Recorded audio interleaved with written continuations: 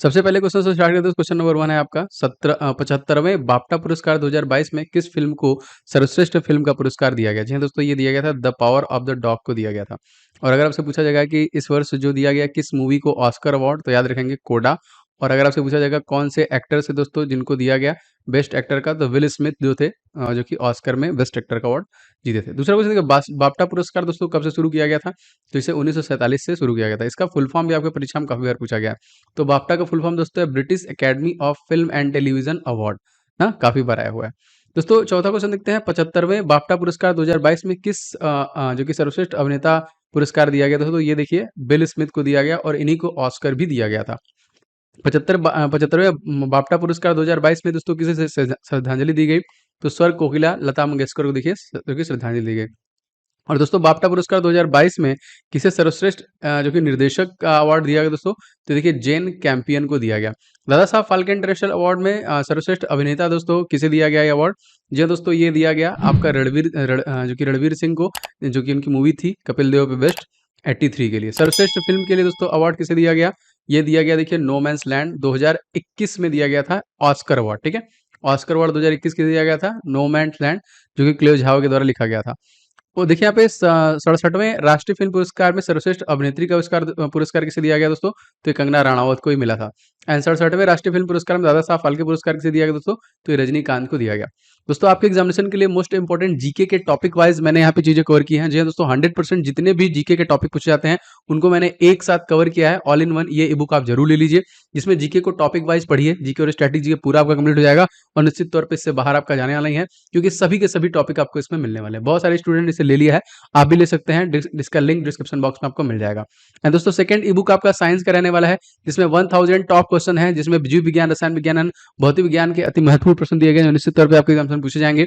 इन 1000 प्रश्नों को जरूर से आप प्रिपेयर कीजिए और सभी दोस्तों फुल डिटेल के साथ दिए गए हैं ई बुक में, तो आपको निश्चित तौर पर याद करने में बहुत आसानी होगी। ये दोनों ई बुक आपको डिस्क्रिप्शन बॉक्स में मिल जाएगा, आप वहां से इसको ले सकते हैं। आगे बढ़ते हैं दोस्तों, 2022 में किस संगीतकार को पद्मश्री से सम्मानित किया गया? जी हाँ दोस्तों, तो पद्मश्री संगीतकार अगर आएगा तो सोनू निगम याद रखेगा। 2022 में किस खिलाड़ी को पद्म भूषण सम्मानित किया गया दोस्तों? तो देवेंद्र झाझड़िया को पद्म भूषण से सम्मानित किया गया। और कौन सा देश दोस्तों पहला चाइल्ड बजट पेश करने वाला दोस्तों राज्य बन गया है? तो यह है दोस्तों मध्य प्रदेश। तो यहाँ पे सीएम दोस्तों कौन है? तो शिवराज सिंह चौहान। गवर्नर का नाम दोस्तों पूछेगा तो मंगू भाई छगन भाई पटेल। एंड चीफ जस्टिस का दोस्तों नाम पूछेगा तो रवि विजय मालिवत। इसमें दोस्तों टोटल जो जिले कितने हैं? तो 52 है। अनाउंसमेंट नहीं होने वाला है, नहीं तो अनाउंसमेंट हो जाएगा तो 55 हो जाएंगे। कृषि बजट पेश करने वाला दोस्तों पहला राज्य कौन सा है? जी हाँ दोस्तों, राजस्थान। राजस्थान में जिलों की संख्या कितनी है? 33। इसमें दोस्तों सीएम कौन है? अशोक गहलोत। गवर्नर कौन है दोस्तों? Kalraj Mishra. And chief justice का नाम पूछेगा तो अकिल कुरैशी है। देखिए पीएम गति शक्ति के तहत पहला कार्गो टर्मिनल कहाँ पे स्थापित किया जाएगा? दोस्तों ये आसनसोल पश्चिम बंगाल में किया जाएगा। और पश्चिम बंगाल के सीएम कौन है? ममता बनर्जी। रेल मार्ग पर टक्कर रोधी प्रणाली का सफल परीक्षण किया गया, इसका दोस्तों नाम क्या दिया गया? इसका दिया गया नाम कवच, याद रखेंगे। 17वां क्वेश्चन देखिए, नेशनल रोपवे डेवलपमेंट प्रोग्राम को दोस्तों क्या नाम दिया गया? यह दोस्तों इस प्रोग्राम को जो नाम दिया गया वो था पर्वत वाला प्रोजेक्ट, पर्वतमाला। योग महोत्सव 2022 का शुभारंभ दोस्तों किसके द्वारा किया गया? तो सर्बानंद सोनोवाल, जो कि भारत के तत्कालिक आयुष मंत्री हैं। पहले जो थे ये सीएम थे असम के। सर्बानंद सोनोवाल देखिए आयुष मंत्रालय इनके पास है। और योग महोत्सव 2022 का उद्देश्य दोस्तों क्या था? तो इसकी शुरुआत में देखिए योग उपयोगिता प्रसार इन सब चीजों के बारे में बताया गया। कब हम लोग मनाते हैं दोस्तों? तो 21 जून को हम लोग मनाते हैं। और जो सूर्य होता है वो कर्क रेखा पे पहुंचता है, उसी दिन हम लोग मनाते हैं। वर्ष 2022 में कौन सा अंतर्राष्ट्रीय योग दिवस दोस्तों मनाया गया? तो ये देखिए 8वां अंतर्राष्ट्रीय योग दिवस, याद रखेगा। विषुवत की स्थिति दोस्तों क्या है? जब पृथ्वी का झुकाव न सूर्य की ओर न ही जो कि सूर्य की दूसरी ओर हो बल्कि बीच में हो, इस स्थिति में विषुवत या फिर इक्विनॉक्स कहा जाता है। इन दोनों तिथियों के दिन और रात बराबर होते हैं, जब एकदम विषुवत रेखा पे होती है, वही जो मैंने बताया आपको। महाभारत दोस्तों ग्रंथ रचयिता कौन है दोस्तों? तो पतंजलि। राष्ट्रीय युवा महोत्सव 2022 का दोस्तों मेजबान कौन था दोस्तों? तो पुदुचेरी था यहाँ पे। देखिए क्वेश्चन देखिए, रिस्ट एस्योर्ड नामक आत्मकथा दोस्तों किसके द्वारा लिखा गया है? तो ये गुडप्पा विश्वनाथ, याद रखेगा। रिस्ट एस्योर्ड नामक आत्मकथा किसके द्वारा ये लॉन्च किया गया? तो कपिल देव एंड सुनील गावस्कर के द्वारा दोस्तों इसको लॉन्च किया। द मेकिंग ऑफ आधार पुस्तक है दोस्तों, क्वेश्चन इंपॉर्टेंट है, काफी बार आया है, तो राम सेवक शर्मा। संविधान संस्कृति और राष्ट्र पुस्तक के दोस्तों लेखक कौन है? तो कलराज मिश्रा। और ये तत्कालिक दोस्तों कहाँ के? राजस्थान के गवर्नर भी हैं। कलराज मिश्रा देखिए वर्तमान राजस्थान गवर्नर है। फियरलेस गवर्नेंस नामक पुस्तक दोस्तों किसके द्वारा लिखा गया है? तो किरण बेदी, जो भारत की पहली महिला आईपीएस अधिकारी थी, उन्हीं के द्वारा लिखा गया है। लाल सलाम पुस्तक दोस्तों किसके द्वारा लिखा गया है? स्मृति ईरानी, जो कि तत्कालिक महिला एवं बाल विकास मंत्री भी हैं। द गोल्डन बॉय पुस्तक दोस्तों किसने लिखा है? नवदीप सिंह गिल, याद रखेंगे। राष्ट्रीय गणित दिवस दोस्तों हम लोग कब मनाते हैं? तो 22 दिसंबर के दिन मनाते हैं। और दोस्तों यदि आप SSC railway and Delhi police तैयारी कर रहे हैं तो अनअकैडमी के टॉप एजुकेटर्स आपके लिए लेके आ गए हैं टॉप बैचेस। देखिए दिल्ली पुलिस कांस्टेबल्स के लिए देखिए मिशन बैच आ चुका है जो कि 15 जून से स्टार्ट हो चुका है। आप इसे ज्वाइन कर सकते हैं कंप्लीट विजन के लिए। NTPC group D and other examination के लिए जो पूरे पाठ्यक्रम है, पूरा सिलेबस कवर किया जा रहा है, जो टॉप एजुकेटर हैं इनके द्वारा 15 जून से ये बैच स्टार्ट हो चुका है, इसे ज्वाइन कर सकते हैं। इस तरह सीजीएल सीएचएसएल के लिए सफलता बैच आ चुका है, कंप्लीट बैच है जनरल स्टडीज के लिए, एसएससी एग्जामिनेशन 2022 के लिए स्टेनोग्राफर के लिए बैच है, एम बैच है, सीपीयू के लिए लक्ष्य बैच है, कांस्टेबल के लिए। बहुत सारे ऐसे बैचेज हैं जो लगातार अनअकैडमी पे टॉप एजुकेटर ला रहे हैं। इसके अलावा जब अनअकैडमी प्लस सब्सक्रिप्शन लेते हैं तो आपको आस्क अ डाउट फीचर मिल जाता है। आप इसके डायरेक्टली अपने डाउट अनअकैडमी को सेंड कर सकते हैं। ये सारे फीचर्स दोस्तों आपको प्लस सब्सक्रिप्शन लेने में मिलते हैं, तो आप प्लस सब्सक्रिप्शन ले लीजिए। और सब्सक्रिप्शन लेने के लिए दोस्तों आपको कोड इस्तेमाल करना है OJ10। इससे दोस्तों आपको 10% का डिस्काउंट मिल जाएगा और आप सब्सक्रिप्शन से अपनी कंप्लीट विजन को कर सकते हैं। तो फटाफट सब्सक्रिप्शन ले लीजिए। अंतर्राष्ट्रीय गणित दिवस हम लोग कब मनाते हैं दोस्तों? तो 14 मार्च को मनाते हैं। अंतर्राष्ट्रीय गणित दिवस 2022 का थीम क्या था दोस्तों? तो गणित एकजुट, मैथमेटिक्स यूनिट। हाल ही में रामानुजम पुरस्कार दोस्तों किसे दिया गया? तो प्रोफेसर नीना गुप्ता को दिया गया, इसे याद रखेंगे। एबेल पुरस्कार का संबंध दोस्तों किससे है? तो गणित का देखिए नोबेल पुरस्कार जिसे हम लोग बोलते हैं एबेल पुरस्कार, ये डेविस को दिया गया, याद रखेंगे। अब देखिए यहाँ पे राष्ट्रीय गणित दिवस किसके जन्म के उपलक्ष्य मनाया जाता है दोस्तों? तो श्रीनिवास रामानुजम के जन्म दिवस पे मनाते हैं। विश्व वन्यजीव दिवस दोस्तों कब मनाया जाता है? तो 3 मार्च को हम लोग ये मनाते हैं। अंतर्राष्ट्रीय महिला दिवस हम लोग कब मनाते हैं? तो ये 8 मार्च को मनाते हैं। विश्व उपभोक्ता अधिकार दिवस, उपभोक्ता दिवस हम लोग कब मनाते हैं? 15 मार्च को मनाते हैं। विश्व खुशहाली दिवस हम लोग कब मनाते हैं? तो मनाते हैं 20 मार्च को। और इसमें भारत की रैंकिंग कितनी है? तो 136वीं रैंकिंग है, इसमें याद रखेंगे।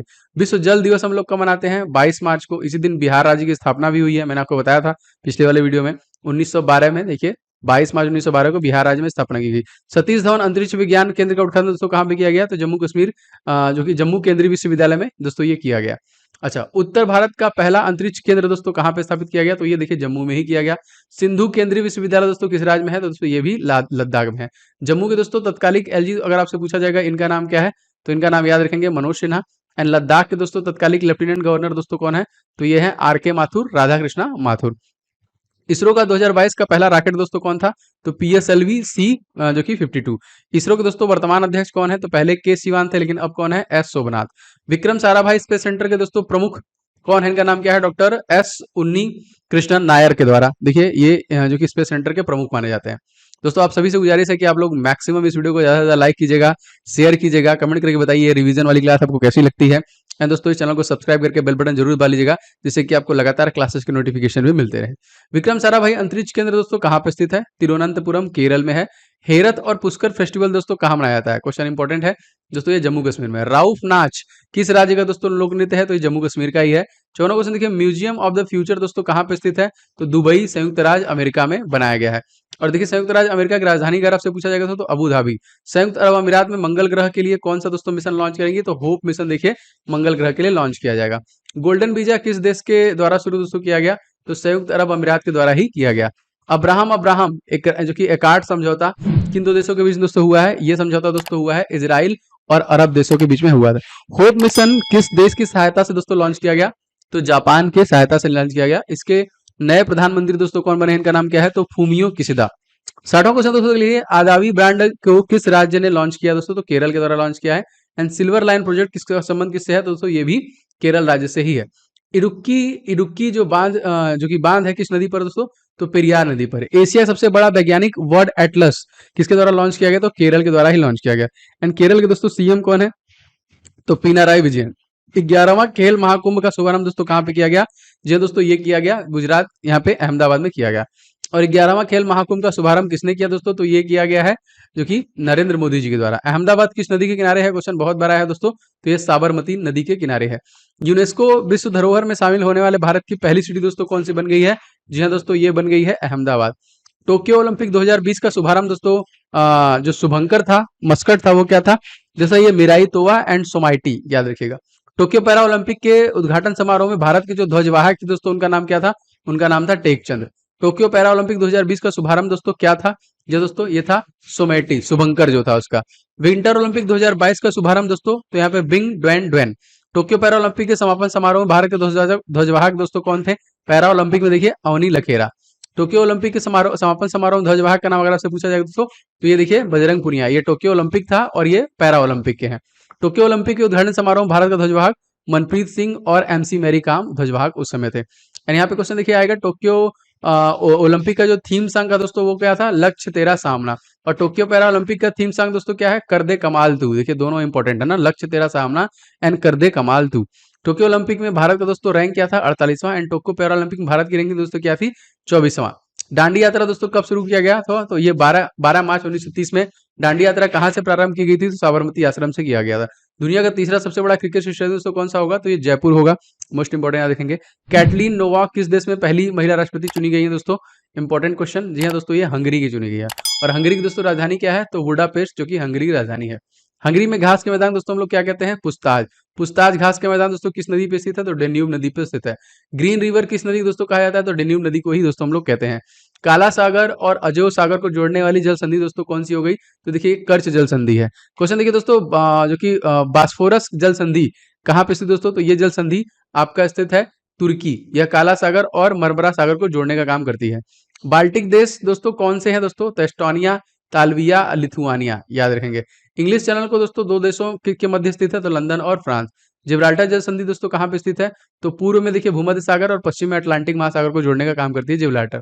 मिंक समझौता दोस्तों किस देश में हुआ है दोस्तों, तो ये बेलारूस में हुआ है। और मिंक समझौता किन दो देशों के बीच में हुआ है, तो रूस और यूक्रेन के बीच में हुआ है। टीकाकरण दिवस दोस्तों हम लोग कब मनाते हैं दोस्तों, तो ये देखिए 16 मार्च को। विश्व श्रवण दिवस का आयोजन दोस्तों कब किया गया, 3 मार्च को।